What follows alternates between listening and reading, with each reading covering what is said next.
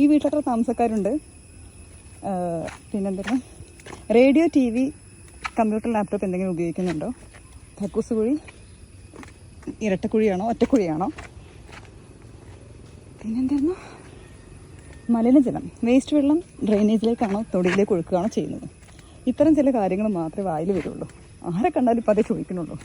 പരിചയക്കാരനാണ് ഒരാൾ പറഞ്ഞു, ഞാനും നീ ഒന്നിച്ച് പഠിച്ചതാണ് പോകാമെങ്കിൽ സ്കൂളിൽ, എനിക്ക് ഓർമ്മ ഉണ്ടോ ചോദിച്ചു. അപ്പോഴും എൻ്റെ മനസ്സിൽ ഈ ചോദ്യമേ ഉള്ളൂ.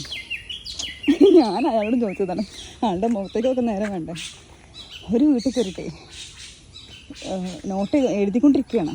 അപ്പോൾ ചോദിച്ചു, കിണറുണ്ടോയെന്ന് ചോദിച്ചു. വീട്ടിൽ കയറിട്ട്, നിങ്ങൾ കിണറ്റിൻ്റെ മുകളിലാണ് ഇരിക്കണതെന്ന് പറഞ്ഞു. കിണറിൻ്റെ കൈവരിയുടെ മുകളിലാണ് വെച്ചിട്ടാണ് ഞാൻ എഴുതുന്നത്. എന്നിട്ടാണ് അവരോട് കിണറുണ്ടോയെന്ന് ചോദിക്കുന്നത്. അതിലേക്ക് നോക്കാൻ നേരം വേണ്ട. അതാണ് അവസ്ഥ. അപ്പോൾ ഇത് പണ്ടൊരു വഴിയായിരുന്നു അത്രേ.